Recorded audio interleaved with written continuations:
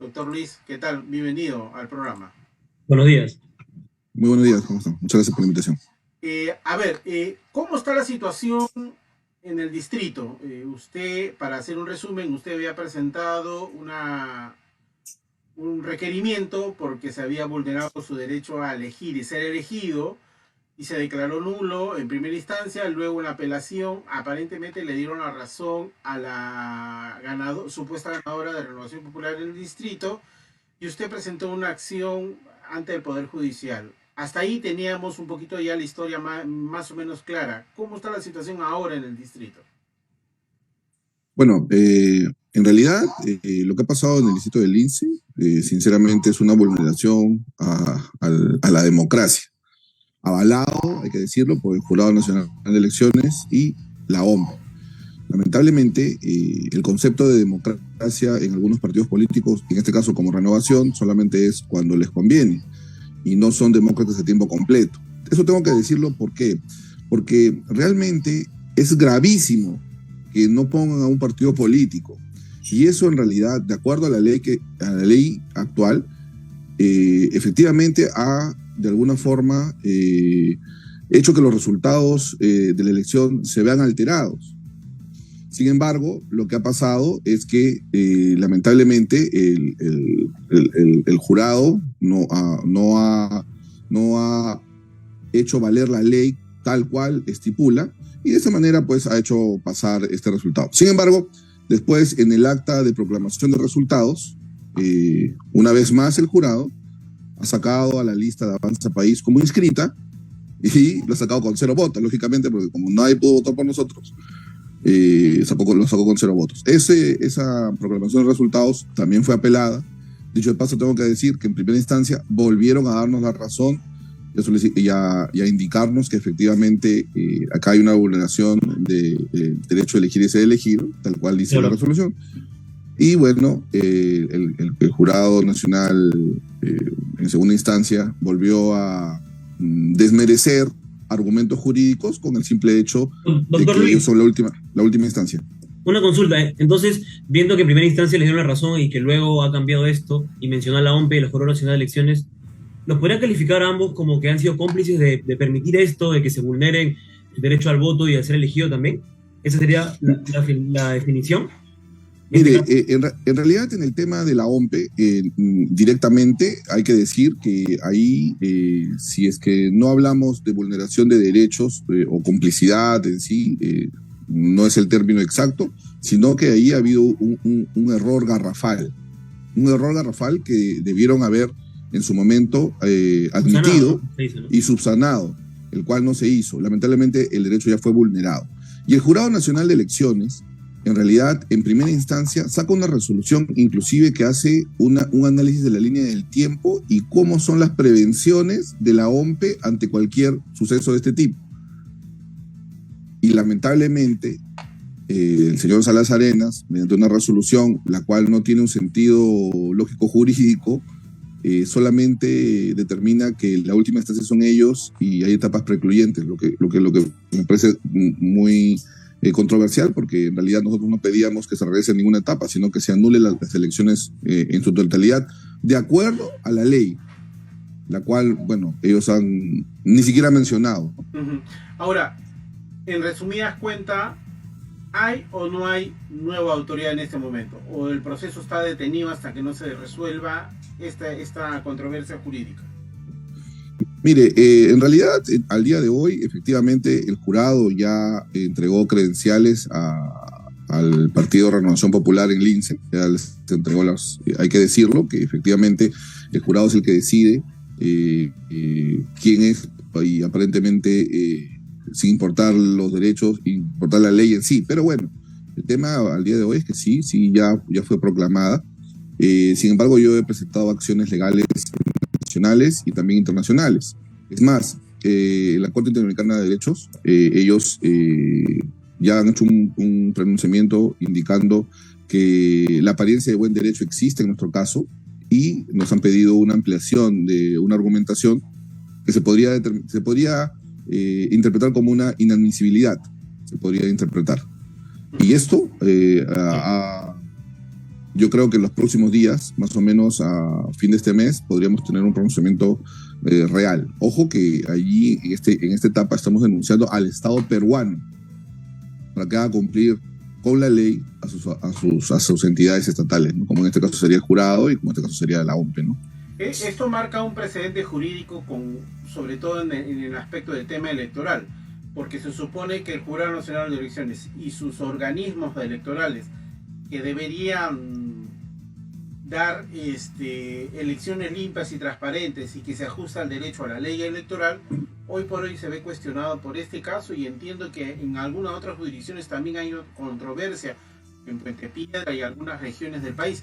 Y lo que me parece curioso, una cosa que no se ve en ninguna parte del mundo, han elegido las autoridades a través de una moneda, porque ha habido un empate técnico y la ley eso lo contempla. Me parece bastante irrisorio que en unos tiempos modernos tengamos esta situación.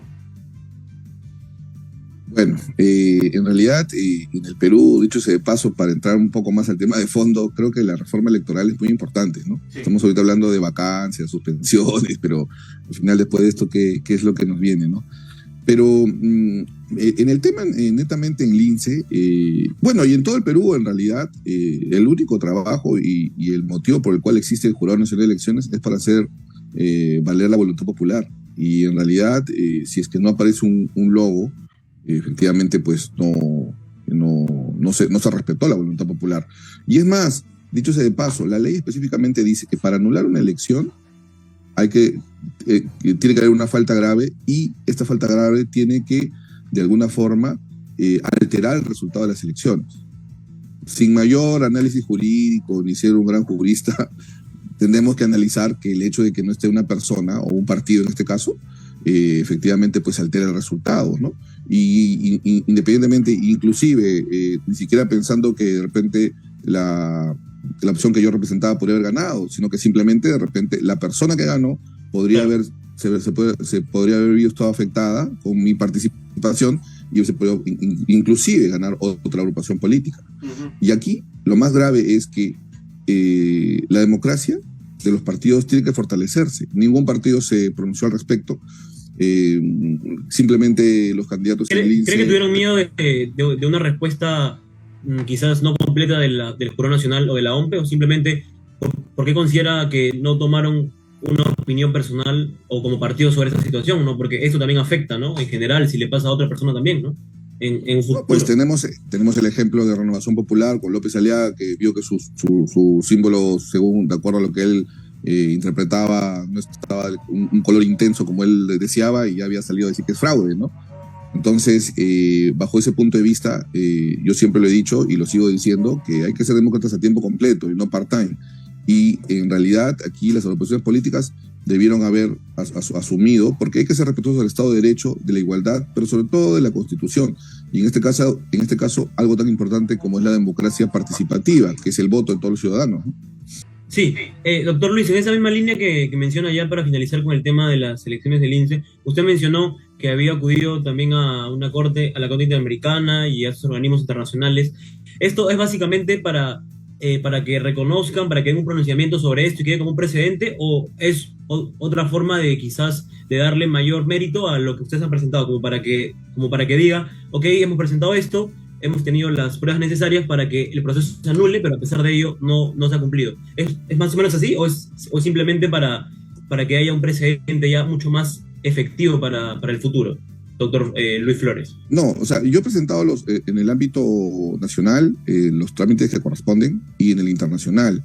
Y en el internacional lo hemos presentado porque ya existe una jurisprudencia. Es más, con el presidente Petro en Colombia, él fue candidato a un distrito, y efectivamente le pasó algo parecido a lo mío, y efectivamente hubieron nuevas elecciones. Hay que activar todos los mecanismos de defensa, y en realidad yo creo que esta vez correspondería también pedir a la Junta Nacional de Justicia que cambie a los magistrados del Jurado Nacional de Elecciones, y que por esta vez ya también se vea el tema de la separación del señor Corbeto en la OMPE. Lamentablemente hay muchos cuestionamientos, y bueno, pues sí, claro, esto ha sido una raya más al tigre, ¿no? Así es. Doctor Luis, como miembro de un partido político no nos podemos sustraer de la realidad nacional. Hoy, el día 20, o sea, en 5 días está viniendo una misión de la OEA para resolver un problema de la crisis política entre dos poderes, algo que pareciera que no hemos tenido la capacidad política de los partidos, los líderes políticos en resolver la controversia. Pero aquí yo quisiera atreverme a hacer un pequeño análisis muy chiquitito. La crisis no es política, el tema es una imputación judicial, penal, jurídica, sobre actuaciones de corrupción de un grupo de personas que está ocupando el poder, uno de los poderes. Recuerden que estaban divididos en 3 poderes del Estado. Pero lo han llevado al tema político porque en el Congreso no tenemos las salidas. Y Avanza País, como partido político, ¿cuál es su postura? Yo sé que usted no es el vocero del partido, pero es miembro de él y han tenido que discutir sobre esta posición de la crisis política de nuestro país. Mire, nosotros, yo soy secretario nacional del partido. Okay. Nosotros, con respecto a nuestros congresistas, en este caso, ellos tienen libertad total de accionar de acuerdo a los principios del partido, que es la defensa del Estado de Derecho, la defensa de la propiedad privada, de la democracia representativa, participativa, de la igualdad. Y cada uno de ellos tiene una óptica distinta de acuerdo a lo que está sucediendo. Si tú me preguntas a mí directamente, yo sinceramente, yo creo que yo soy una de las personas que no podría negociar en lo absoluto con la corrupción. Y aquí en el Perú hay que hacer una revolución anticorrupción, de todas maneras. Y el presidente Castillo, lamentablemente, pues ha demostrado, y yo creo que hay suficientes indicios como para demostrar que en su gobierno hay muchas faltas. Pero nosotros hay que ser consecuentes con lo que decimos y hay que respetar la Constitución.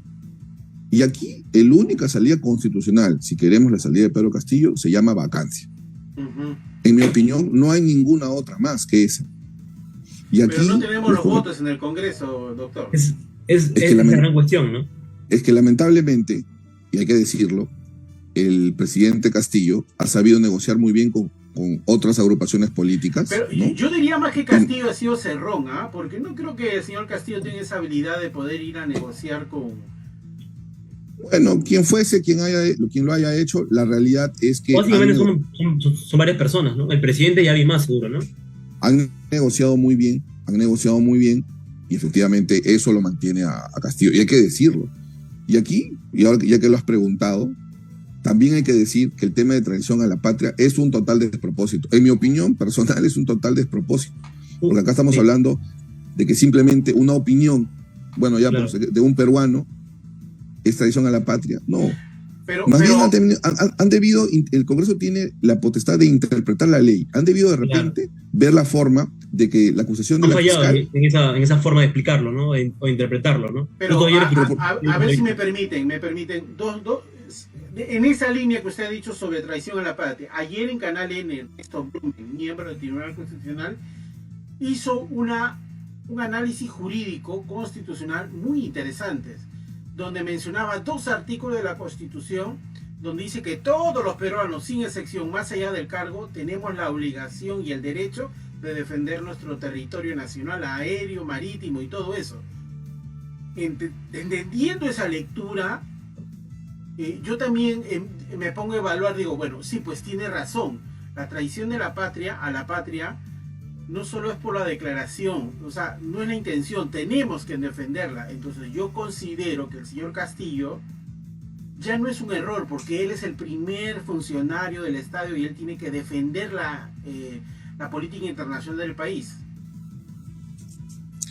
Mire, vuelvo a repetir, lógicamente hay opiniones dispersas y en mi opinión yo digo que esto simplemente, porque acuérdate que también, inclusive, para acusar por traición de la patria tenemos que hablar de un tema político o un tema legal.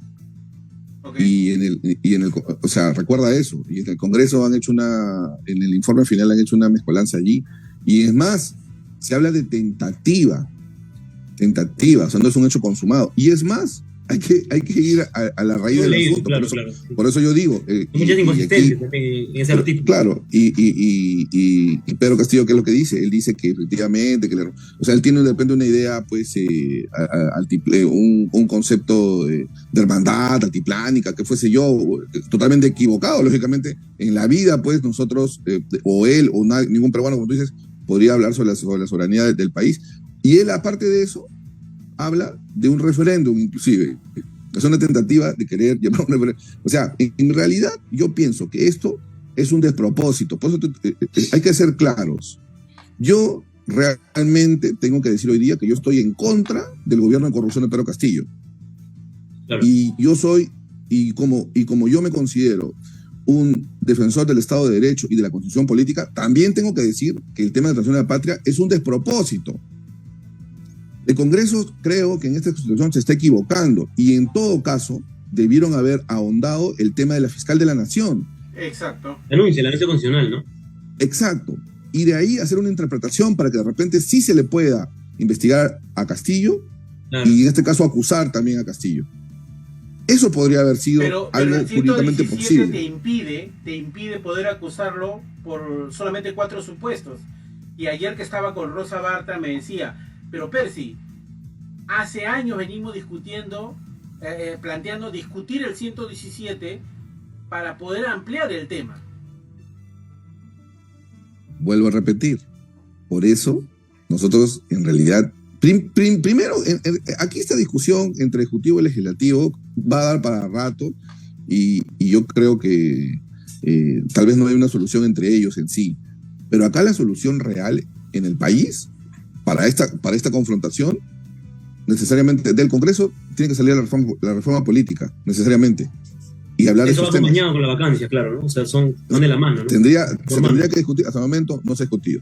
Eso es uno. Y dos, si nosotros queremos una solución del presidente Castillo, necesariamente lo que tendría que pasar este día, o sea, tendría que levantarse iluminado el presidente Castillo, y lo que tendría que hacer Castillo es cambiar a todos sus ministros, ¿no?